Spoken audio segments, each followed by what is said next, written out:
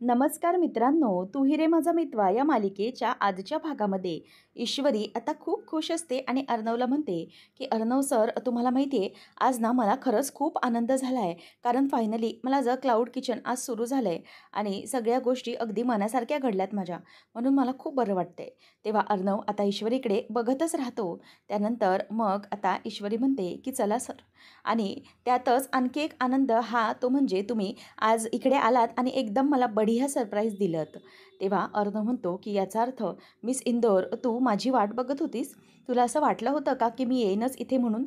तेव्हा ईश्वरी म्हणते की हो सर, मला खरंच असं वाटत होतं की तुम्ही इथे यावं. कारण या बिझनेसची सुरुवात म्हणजेच या बिझनेसची आयडिया ही तुम्हीच मला दिली आहेत ना, आणि या बिझनेसची स्वप्न देखील तुम्हीच मला दाखवलेत. आणि जर तुम्हीच इथे नसता तर मला वाईट वाटलं असतं, आणि म्हणूनच मला आनंद झाला की तुम्ही इथे आलात. आणि त्यामुळे माझ्या बिझनेसची जशी सुरुवात झाली ती व्यक्ती माझ्यासोबत आहे याने मला खरंच खूप बरं वाटलं होतं. त्यानंतर मग आता तो म्हणतो की हो, तसंही मी मिस इंदोर आलो.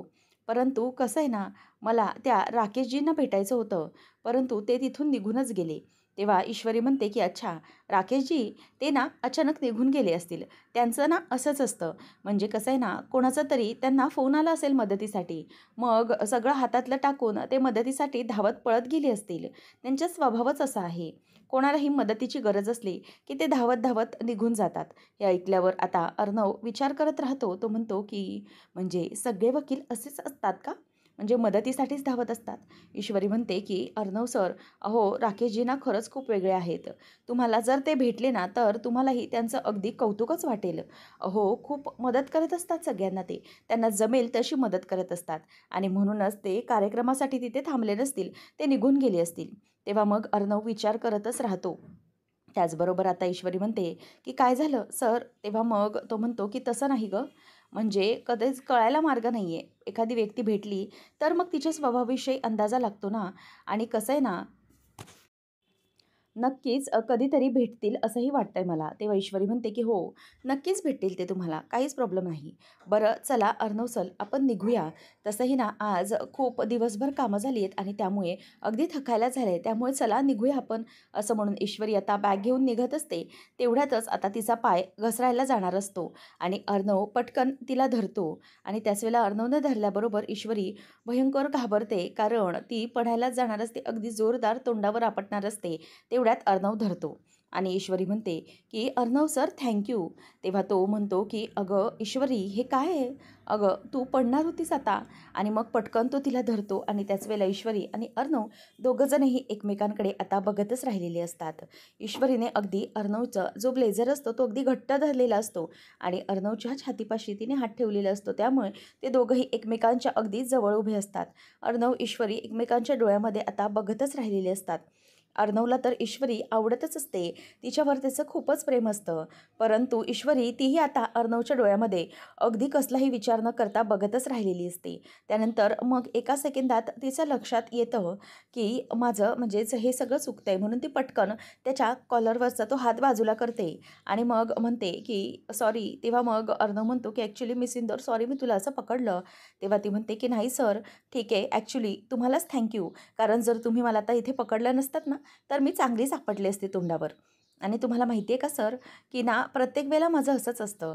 मी जेव्हा कुठे कुठल्या संकटात असते ना, तेव्हा मला ना कोणाचा आणि कोणाचा आधार तर मिळूनच जातो. आणि त्यामुळे मला फारच बरं वाटतं की गणूबाप्पाचा आशीर्वाद हा नेमका माझ्यावर आहे. तेव्हा मग अर्णव म्हणतो की मिस इंदोर, ठीक आहे, कोणी आपल्याला आधार देत असेल तर ते चांगलंच. परंतु कोणी आपल्याला जर गरज नसताना आधार देत असेल ना, तर त्यामागचं इंटेन्शन तपासून पाहणं कधीही चांगलंच असतं. म्हणजे एखादी व्यक्ती आपल्याला का आधार देते, त्यामागचं कारणही शोधून काढलं पाहिजे ना. त्यावर ईश्वरी म्हणते की अर्णव सर, हे बघा, तुम्हाला काय म्हणायचं आहे मला ना चांगलंच कळतं आहे. परंतु एकदा तुम्ही राकेशजींना भेटलात ना, मग तुमच्या लक्षात येईल की ते किती चांगले आहेत ते. त्यावेळेला मग अर्णव म्हणतो की हो, खरं तर भेटायचं होतं त्यांना, परंतु काय ते निघून गेले ना. तेव्हा ईश्वरी म्हणते की हो, भेटतील ते, तुम्हाला भेटतील. एकदा की भेटीचा योग आला ना की तुम्हाला ते नक्कीच भेटतील. आणि तुम्हाला माहिती आहे, ते तुम्हाला भेटल्यानंतर त्यांच्याशी जेव्हा तुम्हाला गप्पा होतील तेव्हा ते तुम्हाला आवडतील. तेव्हा तो म्हणतो की म्हणजे मिस इंदोर, तुलाही ते आवडतात का? तेव्हा ती हो असं म्हणते. तेव्हा अर्णव तिच्याकडे बघतच राहतो. ईश्वरी म्हणते की अहो सर, म्हणजे ते सगळ्यांना आवडतात. मला, आत्याला आईला, नमुताईला सगळ्यांना आवडतात ते. तेव्हा मग तो म्हणतो की बरं ठीक आहे.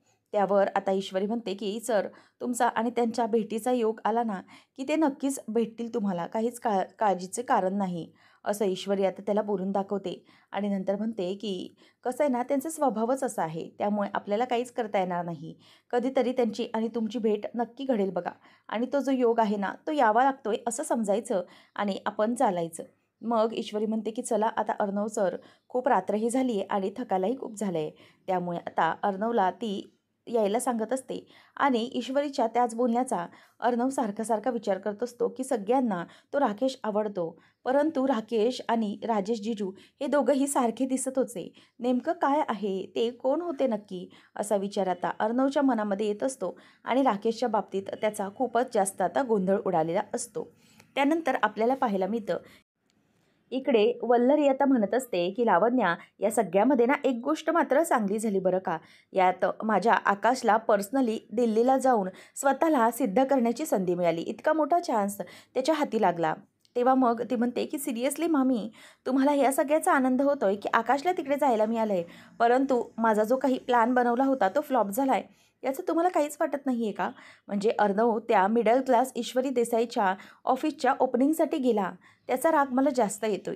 तो जर तिथे दिल्लीला गेला असता तर त्याचा आनंद हा जरा मला जास्त झाला असता. आणि तुम्हाला इतका आनंद का होतोय हो? जर अर्णव हा तिथे ईश्वरीकडे पोचला आहे, तर मग तिच्या किचनकडे तो गेला आहे, याचा अर्थ तुम्हाला कळतोय का? तुम्ही याच्यात आनंद काय म्हणताय? तेव्हा ती म्हणते की अगं लावण्या, इतका विचार कशाला करायचा आहे तुला? नको काळजी करूस. अगं, तुला काय वाटतंय, ते ईश्वरीचं क्लाउड किचन सुरू तर झालं आहे, परंतु अगं ते चालायला तर पाहिजे ना. तू आणि मी, आपण दोघंजणही मिळून ना अगदी 4 दिवसात तिचं ते ना किचन बंद करून टाकू. तेव्हा मग लावण्य म्हणते की मामी हे बघा, तिचं किचन तर मी बंद करणारच आहे, परंतु ना एक गोष्ट माझ्या चांगलीच लक्षात आली आहे की मला ना या सगळ्याचा खूप अनुभव आला आहे आता, की मी टेन्शनमध्ये आहे, दुःखी आहे, परंतु तुम्हाला खूप या सगळ्याचा हॅपीनेस वाटतोय. म्हणजे तुम्ही खूप आनंदात आहात या सगळ्यामुळे. असं कसं होऊ शकतं ना? म्हणजे तुम्ही इतके आनंदी कशा होऊ शकता, मी दुःखी असतानाही? मला हेच कळत नाही आहे. तेव्हा मग आता लगेच वल्लरी म्हणते की हे बघ, एक गोष्ट लक्षात घ्या लावण्या, माझ्याशी ना तोंड सांभाळून बोलायचं. काहीही झालं तरीही मी तुझी मामेसासू आहे होणारी, हे लक्षात ठेवायचं कायम. आणि तू माझ्या घरीच येऊन माझ्याशी अशा शब्दात बोलतेस? तेव्हा लावण्य म्हणते की एक मिनिट मामी, हे तुमचं घर आहे, आय नो. आणि मामेसासू असं बोलताय कधी? बरोबर आहे, परंतु मामेसासू होणार कधी आहात तुम्ही माझ्या? सारखं बोलण्यानेच काही होणार आहे का? तेव्हा मग आता ती म्हणते की हे बघ लावण्या, जरा ना तोंड सांभाळून बोल माझ्याशी, कळलं तुला? जशी तुला या घरात येण्यासाठी माझी गरज आहे ना, तशीच मलाही तुझी गरज आहे. एक गोष्ट चांगलीच लक्षात ठेव की तू या घरामध्ये येऊन अर्णवला मिळवणार आहेस आणि मला माझ्या मुलासाठी, म्हणजे माझ्या आकाशसाठी उज्ज्वल भविष्य आहे, त्याच्या भविष्यासाठी तो बिझनेस त्याच्या हाती यावा यासाठी मी तुला मदत करते. त्यामुळे कायम लक्षात ठेवायचं, एकमेकींना ही गरज आहे. त्यामुळे जरा चांगलं बोलायचं. कितीही काही झालं, कितीही काही राग आला तरीही तो गिळायला शिकायचं, कारण त्या रागाचं रूपांतर हे मिळालेल्या पुढच्या संधीमध्ये करता येतं. हे तुझ्या लक्षात का येत नाही आहे? मी तुला प्रत्येक वेळेला सांगितलं की चिडून काहीही होणार नाही, परंतु तरीही तू त्या गोष्टीचा विचारच करत असतेस. ईश्वरी ही प्रत्येक गोष्ट जिंकत जाते, कारण ती अगदी आनंदाने सगळं काही करत आहे आणि तू तू मात्र नुसतीच रागराग करत आहेस. त्यामुळे रागराग करून काहीही होणार नाही आहे, एक गोष्ट कायम लक्षात ठेव. मलाही माहिती आहे की त्या ईश्वरीचं काय करायचं ते, परंतु प्रत्येक गोष्टीमध्ये आपल्याला राग करून काही चालणार नाही. कळलं आहे तुला? त्यामुळे जे काही वागायचं आहे ते अगदी व्यवस्थित वागायचं आहे आणि माझ्याशीही तुला नीट बोलायचं आहे. त्यामुळे एक गोष्ट चांगलीच लक्षात ठेव की त्या ईश्वरीला जर धडा शिकवायचा असेल तर आपल्याला अशा अनेक संधी येतील, परंतु प्रत्येक संधीमधून आपल्याला राग व्यक्त करायचा असं नाहीच आहे. या संधीमधून माझ्या आकाशला काहीतरी चांगलं मिळालं आहे याचा विचार मी केला आणि म्हणून त्याचा आनंद मला जास्त झाला. आणि एक गोष्ट ही तू आता कधीही विसरू नकोस, माझ्याशी नीटच बोलायचं, कारण मी तुझी मदत करणार आणि तू माझी. त्यामुळे एकमेकींवर ना चिडून काहीच होणार नाही आहे. कळलं आहे? तेव्हा मग ती म्हणते की येस, कळलं मला की तुमच्याशी रागवायचं नाही, तुम्हाला उलट बोलायचं नाही, परंतु आता काय पुढे? दॅट इज दॅट बोला. तेव्हा मग ती म्हणते की येस, दॅट इज दॅट. आणि मग ती आता म्हणते की चला टाटा बाय बाय, निघते मी आता, सी यू. तेव्हा मग सी यू तीही आता हसत हसतच तिला करते. नंतर आता आजचा प्रोग्राम खरंच खूप चांगला झाला ना, असं जयू आणि सुप्रिया दोघी बोलत असतात. त्यावर मग सुप्रिया म्हणते की हो ना, आज हे असते तर त्यांनाही हा प्रोग्राम पाहून खूपच आनंद झाला असता ना. त्यावर आता ती म्हणते की हो गं, दादा असायला हवा होता आज. पण खरंच मला ना असंच वाटतंय की ईश्वरी आणि राकेशजींचा विषय आता पुढे निघाला पाहिजे. त्यानंतर अर्णव हा बॅग घेऊन तिथे दरवाजात उभा असतो आणि सगळं ऐकतो. तेव्हा सुप्रिया म्हणते की पण कसं आहे ना, या विषयावर ईश्वरीशी पण बोललं पाहिजे होतं ना, म्हणजे तिच्या मनात नेमकं काय आहे ते तर जाणून घेतलं पाहिजे. त्यावर ती म्हणते की हो, ते तर जाणायलाच हवं. मग सुप्रिया म्हणते की याचा अर्थ मला ना ईश्वरीच्या बाबांना हे सगळं सांगायला हवं. तेच असे आहेत की ईश्वरीशी या विषयावर व्यवस्थित बोलू शकतील आणि तिच्या मनात नेमकं काय आहे राकेशविषयी हे तिला जाणून घेता येईल. आणि खरं तर जर तिच्या मनातही तसं काही असेल, मग मात्र आपल्याला पुढे जायला काहीच हरकत नाही. तेव्हा जयू म्हणते की हो गं, मला ही राकेशजी खरंच खूप आवडतात आणि मला तरी असंच वाटतंय की ईश्वरी आणि त्यांची जोडी ना ही अगदी उत्तम दिसते. मग त्यांचा लग्नाचा विषय हा पुढे गेलाच पाहिजे. असं सुप्रिया आणि जयू एकमेकींशी बोलत असतात. आणि त्याच वेळेला अर्णव हा त्या गोष्टी ऐकत असतो आणि ते ऐकल्यानंतर त्याच्या पायाखालची अगदी जमीनच आदरून गेलेली असते. कारण त्याला हे कधीही अपेक्षित नसतं. तेव्हा मग आता सुप्रिया म्हणते की आता पुढे कसं करायचं. तेव्हा ती म्हणते की अगं, एक काम कर, तू ना दादाच्या कानावर सगळं काही घाल. बघ दादा येईल, मग आपण पुढे काय ते ठरवूया. कारण किती काही झालं तरी हा लग्नासारखा नाजूक विषय आहे, त्यामुळे सगळ्या गोष्टी व्यवस्थितच हँडल कराव्या लागतील. तेव्हा लगेच इशूच्या मनात काय आहे ते पण आपण जाणून घेऊया, असं सुप्रिया सांगत असते. आणि दोघींनाही आनंदात गप्पा असं मारत बसताना अर्णवला मात्र तिथे धक्काच बसतो. तो बघतच राहतो की हे नेमकं सगळं काय आहे. त्यावर आता अर्णव तिथेच हातात पिशव्या घेऊन उभा असतो. ईश्वरी तेवढ्यातच येते आणि म्हणते की अहो सर, माझा मोबाईल ना तिथे सीटच्या खाली पडला होता, म्हणून सापडायला इतका उशीर लागला. परंतु काय आहे, तुम्ही असेच दरवाजात का उभा आहात? चला ना आतमध्ये सर. असं ती आता बोलत असते. तेवढ्यातच सुप्रिया मागे येते आणि म्हणते की अरे ईश्वरी, अर्णव तुम्ही कधी आलात? आणि अर्णव, हे काय, या बॅग तू अशी हातात का घेतल्यास? आणि इशू, तू त्याला काय या सगळं सामान धरायला लावलेस? तेव्हा मग तो म्हणतो की नाही ठीक आहे, इट्स ओके. मग ती सामान घेते आणि म्हणते की अर्णव या आतमध्ये. तेव्हा तो म्हणतो की नको, मी निघतोय. मग त्यावर सुप्रिया म्हणते की अरे चल, ये मी तुझ्यासाठी मस्तपैकी चहा बनवते. तेव्हा तो म्हणतो की नको, मला चहा नको, ॲक्च्युली ना आय एम गेटिंग लेट, मी निघतो. असं म्हणून तो नाराज होऊन निघून गेलेला असतो. त्यावर सुप्रिया म्हणते की असं काय हा? ईश्वरी पण विचार करते की मुद्दाम आईच्या हातचा चहा पिणारे अर्णव सर आज अचानक समोरून चहाची ऑर्डर आली, ऑफर आली, तरीही निघून गेलेत. मग ती विचार करत राहते. त्यावर तिला सुप्रिया विचारते की काय गं, तू आणि त्याने परत भांडण केलं आहे का? तेव्हा ती म्हणते की नाही अगं, मलाच कळलं नाही आज असे का वागले ते. आता ईश्वरी आणि त्या दोघीजणी आतमध्ये निघून जातात आणि अर्णव गाडीत बसून निघत असतो. नंतर राकेश हा तिथे पोचलेला असतो आणि विचार करतो की नक्की मला काय करता येईल आज, जर अर्णवनी मला बघितलं असेल तर. आणि जर बघितलं असेल तर मग नक्की काय करायचं, असा विचार त्याच्या डोक्यामध्ये आता येत असतो. त्याचबरोबर तिथे अंजली येते आणि म्हणते की काय हो, कसला विचार करताय, म्हणजे तुमच्या चेहऱ्यावर जरा टेन्शन दिसतंय, काळजी दिसतीये. तेव्हा मग तो म्हणतो की अगं छे, कसला विचार, ठीक आहे जाऊ दे, ते काही नाही. मग ती म्हणते की तुमचं नाही, आपलं नेहमीचंच असतं. प्रत्येक वेळेला ना मला असंच तुम्ही काहीही सांगत नाही. प्रत्येक गोष्ट माझ्यापासून अशीच लपवून ठेवता. आणि तुमच्याजवळ तुमची बायको आहे ना हक्काची, आणि जर तुम्हाला काही शेअर्स करावंसं वाटत नसेल, तर मग मीच कुठेतरी ना बायको म्हणून कमी पडते असं वाटतंय मला. तेव्हा तो म्हणतो की नाही नाही अंजली, अगं असं अजिबात नाही आहे. असं म्हणून तो पटकन तिला मिठीत घेतो आणि म्हणतो की अंजली, काय ना, या सगळ्या काळामध्ये तुला आनंदी असणं जास्त गरजेचं आहे गं. म्हणूनच मी तुला काही सांगत नाही, तुझ्यापर्यंत कोणतेही टेन्शन पोचू देत नाही. आणि खरंच तू व्यवस्थित आनंदी राहावं असंच वाटतंय ना मला, आणि तुझ्यापासून काही लपवावं असं आहे असं वाटतंय का तरी तुला? तेव्हा लगेच अंजली पाघळते आणि खुश होते. नंतर मनातल्या मनातच तो विचार करत असतो की मला तरी असंच वाटतंय की अर्णवने जर मला पाहिलं आणि जर अर्णव डबल गेम करण्याचा प्रयत्न करत असेल, तर मीही गप्प बसणार नाही. मीही राकेश उर्फ राजेश उर्फ राकेश नायक आहे. त्यामुळे मी अर्णवला बरोबर धडा शिकवणच. काही झालं तरीही त्याच्या बाबतीत हे जे काही घडतंय ते मला थांबवलंच पाहिजे. त्यानंतर आता इथे राकेश विचारतो की काय गं, अर्णव कुठे आहे? तेव्हा ती म्हणते की अहो विसरलात का, तो दिल्लीला गेलाय. त्यावर अर्णवला आता हो अगं मी विसरलोच असं तो बोलत असतो. नंतर अंजली त्याचा चेहरा बघतच राहिलेली असते.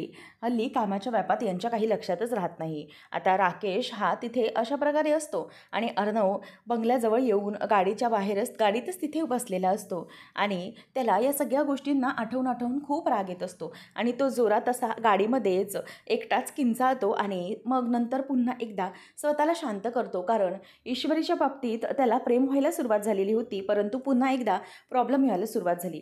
आता त्याला आठवतं ईश्वरीचं बोलणं, की ईश्वरी म्हणालेली असते की हो अर्णव सर, अहो राकेशजी खरंच खूप चांगले आहेत आणि जर तुम्ही त्यांना भेटाल ना तर तुम्हालाही ते आवडायला लागतील. तेव्हा मग अर्णव तिला विचारतो की तुम्हाला म्हणजे राकेश तुला आवडतो? तेव्हा मग ती हो मलाही आवडतो. म्हणजेच घरात प्रत्येकाला, नमुताईला, आत्याला, आईला सगळ्यांनाच ते आवडतात असं ईश्वरी जेव्हा बोलते तेव्हा मात्र त्याला आणखीनच जेलस व्हायला होत असतं. कारण राकेश हा सगळ्यांना आवडतो याचा अर्थ आणि घरात सगळीकडे त्यांच्याच लग्नाचा विषय सुरू आहे, त्यामुळे त्याला आणखी जेलस फील होत असतं. नंतर आता दुसऱ्या दिवशी सकाळी ईश्वरी ही निघालेली असते आणि म्हणते की आई चल गं मी निघते, उशीर होतोय. तेव्हा ती येते आणि म्हणते की हे घे तुझ्या तोंडात दही साखर घालतीये, आज तुझ्या किचनचा पहिला दिवस आहे ना बाई, आणि एरवी पण मी तुला दही साखर दिलं आहे, परंतु काय यावेळेला वेगळं आहे ना, दरवेळेला माझी इशू बाहेर पडते घराच्या, आज काय ईश्वरी मॅडम घराच्या बाहेर पडत आहेत. तेव्हा दोघीजणी हसतात आणि एकमेकींना मिठीत घेतात. मग ती म्हणते की आई खरंच तुझं हे काम माझ्यासाठी खूप महत्त्वाचं आहे, आशीर्वाद घेते असं म्हणून ती नमस्कार करते. आणि तेवढ्यातच तिथे आता इशू देखील निघताना नमू येते आणि म्हणते की चल मी पण येते. तेव्हा इशू म्हणते की तू पण येते माझ्यासोबत. तेव्हा नमू म्हणते की हो म्हणजेच काय, तुला काय वाटलं इशू मी तुला या सगळ्या कामात एकटीला सोडेन की काय, आपण दोघेही निघतोय. तेव्हा मग आई म्हणते की बरं झालं, एकीला दोघी असल्या ना की कधीही चांगलंच असं म्हणून त्या दोघी आता घराबाहेर पडत असतात. आता ईश्वरीला आई म्हणते की इशू थांब, घरात चांगल्या कामासाठी बाहेर पडतेस, उजवा पाय आधी बाहेर टाक. तेव्हा मग ती उजवा पाय बाहेर टाकते आणि दोघीजणीही आता तिथून निघालेल्या असतात. सुप्रिया म्हणते की व्यवस्थित जागं दोघीही, आणि दरवाजातच ती तिथेच उभी असते आणि सुप्रियाला ती म्हणते की हो हो आम्ही निघतो असं म्हणून ते दोघी निघून गेलेल्या असतात. इथे अर्णव मात्र बाहेर विचार करतच असतो की नेमकं काय करायचं आहे, कारण सगळ्या गोष्टी सारख्या सारख्या त्याच्या डोक्यामध्येच फिरत असतात. राकेश आणि ईश्वरीच्या लग्नाचा विषय जेव्हापासून ऐकलाय तेव्हापासून अर्णव फार डिस्टर्बच असतो. नंतर मग इथे जयूचं आणि सुप्रियाचं बोलणं त्याला रात्रीचं आठवतं. ते म्हणजे की ईश्वरी आणि राकेश दोघंही खूप छान दिसतील आणि मला तर वाटतंय की राकेशजींच्या मनात नक्कीच काहीतरी आपल्या इशूविषयी आहे, पण इशूच्या मनात नेमकं काय आहे ते जाणून घेतलं पाहिजे असं सुप्रिया तिला सांगते. आणि एकदा की इशूचे बाबा आले की आपण त्यांना बोलायला सांगूया इशूसोबत, म्हणजे नक्की तेव्हाच हा विषय पुढे सरकेल असं आता ते दोघंजणही बोलत असतात. त्यानंतर मग आता इथे इशू म्हणत असते की काय करायचं नेमकं, काहीच कळत नाही आहे, म्हणजे दोघींचाही विषय काय असतो ते त्याला काही कळत नसतं. अचानक राकेशजी आणि इशूविषयी लग्नाची बोलणी सुरू झाले, त्यामुळे आता अर्णव जरा डिस्टर्बच असतो. आणि त्याचबरोबर त्याला ईश्वरीचंही बोलणं आठवतं की ईश्वरी म्हणते राकेशजी आवडतात. आता हे ऐकल्यावर तो जरा आणखी नाराज होतो. मग तिथे अंजली येते आणि त्याला बघतच म्हणते की काय रे अर्णव, काय झालं, तू कधी आलास रात्री, काही समजलं नाही. तो पटकन आता बाजूला जातो आणि तिच्याकडून चेहरा लपवण्याचा प्रयत्न करतो, डोळे पुसतो. मग ती म्हणते की अरे अर्णव काय झालं नेमकं, म्हणजे तू ठीक आहेस ना, काही प्रॉब्लेम? तेव्हा तो म्हणतो की नाही काहीच नाही. तेव्हा ती म्हणते की अरे काय झालं आहे तू. नंतर मग आता अंजली म्हणते की ॲक्च्युली काल मी आणि मामा पण येणार होतो ओपनिंगसाठी, परंतु आजीला जरा वाईट वाटेल म्हणून आलो नाही. सगळं ठीक झालं ना, तिकडे काही झालं आहे का, तुझा चेहरा असा का पडला आहे असं ती वारंवार विचारते, परंतु तो काहीच सांगायला तयार नसतो. तो म्हणतो की नथिंग. ती म्हणते की नाही नक्कीच काहीतरी घडलं आहे जे तू माझ्यापासून लपवतोयस, असं काही झालं आहे का, पुन्हा तुम्ही दोघं काही भांडलात का. तेव्हा ती नाही, तो नाही असं म्हणतो. मग ती म्हणते की अरे मग तुझा चेहरा असा का पडला आहे, तू ना मला चिंटू खूप डिस्टर्ब वाटतोयस, नक्कीच काहीतरी झालं आहे. तेव्हा तो म्हणतो की हो मला काहीतरी झालं आहे आणि मला काहीतरी हवं आहे. तेव्हा मग ती म्हणते की काय. त्यावर तो म्हणतो की ताई मला ना आता या सगळ्यामध्ये तुझ्या हातची जर ब्लॅक कॉफी मिळाली असती तर खरंच बरं वाटलं असतं. तेव्हा असं म्हटल्यावर ती हसते आणि म्हणते की अरे एवढंच ना, ठीक आहे चालेल, मी आणते तुझ्यासाठी ब्लॅक कॉफी. मग तो बोलायला लागतो की मला ही ब्लॅक कॉफी खरं तर तू घेऊन येऊ नकोस, कोणाला तरी पाठव ठीक आहे, असं आता तो बोलल्याबरोबर ती म्हणते की बरं ठीक आहे, परंतु चिंटू नक्कीच काही झालेलं नाही आहे ना? तुझा चेहरा मला पडल्यासारखा वाटतोय आणि असं वाटतंय की नक्की इतकं मोठं काहीतरी घडलं आहे, ज्याने तू हादरून गेला आहेस आणि तू खूप जास्त प्रमाणात हर्ट झाला आहेस असं वाटतंय मला. त्यावेळेला मग तो म्हणतो की नाही ताई, इतकं काही नाही आहे. ठीक आहे, I am all right. Actually काल जरा थकायला झालं एवढंच, असं तो आता तिला बोलून दाखवतो. त्यावेळेला मग आता अंजली म्हणते की ठीक आहे, चालेल. तुला ब्लॅक कॉफी हवी आहे ना? ठीक आहे, मी पाठवते. असं म्हणून आता ती तिथून निघून चाललेली असते. अर्णवने अजूनही काही अंजलीला सांगितलेलं नसतं. नंतर ती जातच असते. तेवढ्यात तिला तो विचारतो की ताई, एक मिनिट, मला सांग की काल रात्री जरा जिजू कुठे गेले होते? तेव्हा मग ती म्हणते की अरे काल रात्री ना, तेवढ्यातच तिला ते सगळं आठवतं की तिला राकेशने नाटकाचं तिकीट दाखवलेलं होतं. आणि मग ती म्हणते की अरे ॲक्च्युली ना, काल रात्री हे नाटकासाठी गेले होते. तेव्हा तो अर्णव म्हणतो की म्हणजे नाटक? तेव्हा ती सांगते की हो, नाटक. ॲक्च्युली काय ना, मी पण जाणार होते त्यांच्यासोबत आणि मी त्यांना म्हणालेही, तुम्ही मला का नाही घेऊन गेलात, एकटेच का गेलात? तेव्हा मग ते मला म्हणाले की हे नाटक ॲक्च्युली चांगलं नव्हतं.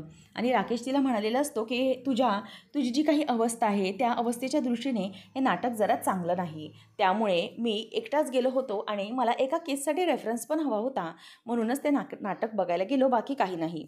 त्यावर अर्णव आता म्हणतो की काय, जेजू काल नाटक बघायला गेले होते? ॲक्च्युली काय झालं ना, काल मी जिथे प्रोग्रामला गेलो ना, तिथे मला एक व्यक्ती दिसला आणि मला त्या व्यक्तींचा चेहरा हा राकेश जिजूंसारखा दिसला. म्हणजे मला असं वाटलं की तिकडे ना राकेश जिजूच आले होते. असं म्हटल्यावर आता अंजली बघतच राहते आणि म्हणते की नाही रे, अरे ते ना नाटकासाठीच गेले होते. असं ती पटकन बोलून दाखवते. त्यावेळेला मग अर्णव विचार करत राहतो की नेमकं हे सगळं काय आहे? मला या सगळ्याचा तपास केलाच पाहिजे की राकेश जिजू काल नेमके कुठे होते?